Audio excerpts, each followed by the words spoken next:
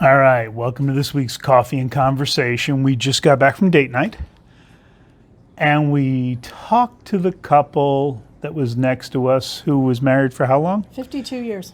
52 years.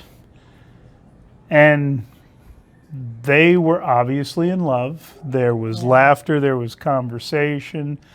We're actually enjoying each other. They were enjoying each other's company. They were in your sight line because they're kind of behind me. And you asked, how long have you been married? And we started a conversation with Kathy, and while her husband Don was away using the bathroom. And what are some things you think might be helpful for people to know the secrets of a couple that's been married 50 plus years? So one of them is she pointed out that she picks her battles, and she always has. I think that's really important for women to remember. Everything wasn't a battle. She didn't turn Yeah. everything into a battle. And now, so you understand, she was a part-time hygienist, raised the kids. He was a dentist.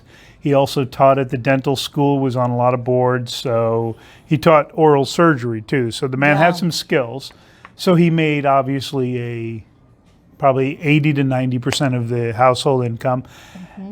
And then he referenced she started it, but he came back and talked about, can we afford to get a Harley? What'd she say? You can afford the Harley. You cannot afford a 22-year-old sitting on the back of it. Because I'll divorce your ass and take more than half if I get a good lawyer. And you can have the kids because they were teenagers at that point. And she's just like, I'm not playing games here. She said, I'd take them every other weekend. I'd be fine with that. Two teenagers, you can understand that.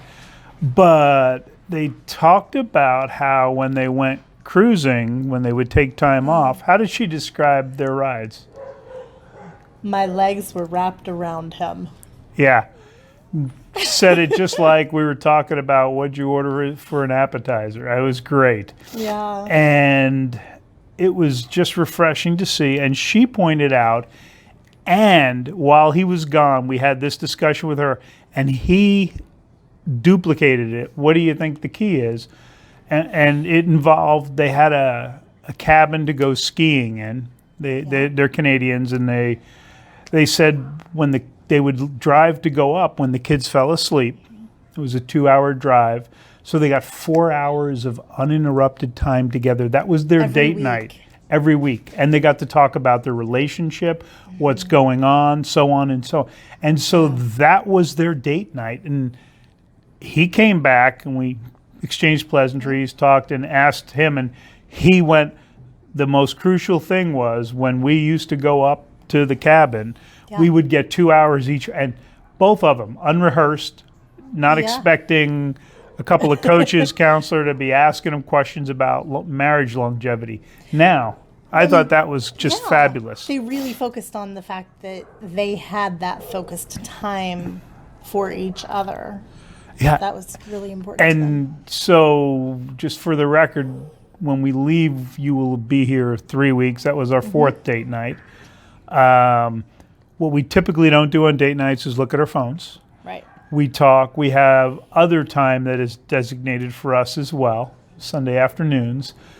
And that's the key, guys. When I talk about how important date night is, it isn't about the sex. No. It's about the time to connect without the kids. Kids are a bomb to your marital happiness. And you have to work hard to get through that. They're a wonderful blessing, especially when they're 23 and you're no longer paying for them. And they can be before then, too. But they can be hard on a marriage. And if you don't have that connection, is there anything else that pops to mind? I think we hit the big three. I think we hit the big ones. Yeah. I just kind of wanted to reiterate how important it is for women to pick their battles and not make everything a fight, not demand more from their partners. Because I think a lot of women tend to, and I know this is, mostly men. We're watching talking. this, Go ahead. But I think a lot of women tend to demand more from their partners without recognizing just how much their partners are doing. She mentioned that he was on something like 9 committees at one time with all the stuff with the college and teaching and all of that. And a practice. And their son when he left behind all the committees and stuff, their son literally looked at him and said, "What are you doing at home?" Yeah. So He was fell into doing the a lot. provider role. He fell into the provider role, but even partners that are not fully in that provider role, they're doing a lot too most of the time, and a lot of women don't look at what their partners are actually doing. They'll focus on you're not doing this, you're not doing that with the household stuff, ignoring the fact they do everything on the exterior. Or Right. maybe they are, providing the bulk of the income. And again, that doesn't mean you don't do any work. We're not Right, saying that. right. But don't fight over stuff that you don't, the little stuff. And guys, conversely, if you find out your wife doesn't mind much of the housework, but she hates folding laundry, fold the damn laundry. Honestly, he does something that is a massive pet peeve for me. What? But he acknowledged that he did it before I ever said anything, and that made me kind of go, okay, no, I can live with that. It's fine. It is such a pet peeve for me when someone doesn't put a trash bag back in the trash can after they take the trash out. Massive pet peeve for me. However, he does it, and he knows he does it, and ADD chipmunk. Whoop! Forgot.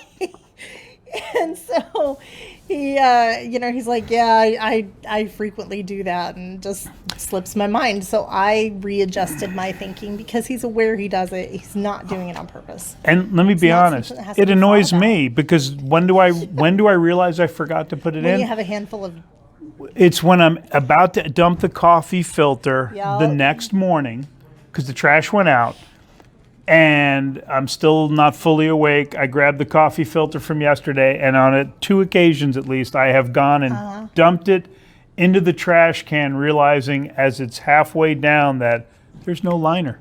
right. And that was a lot more work. So yeah, I'm not That's happy not with it something either. to fight about. No. Because you're not doing it on purpose, just like I wasn't doing the water all over the sink on purpose.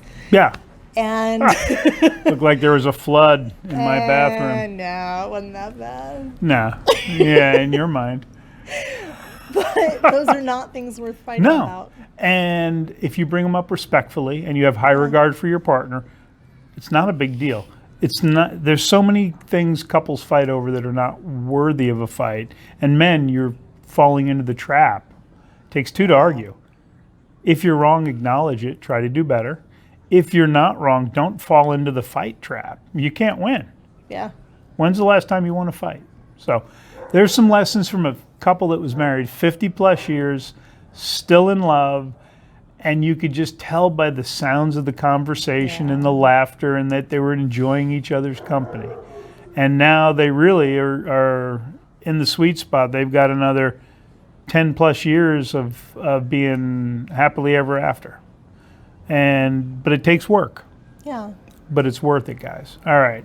It's a little longer than usual. Have a great week.